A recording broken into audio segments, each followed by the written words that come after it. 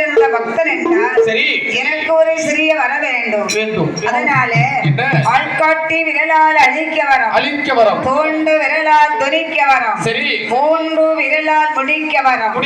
தோண்டுவா முனி எனக்கு ஒரு பட்டமும் வேணும் அதோடு மட்டுமல்ல பகவான் என்னப்பா வேணும் ஆனால் எந்த வரம் தந்தால் சரி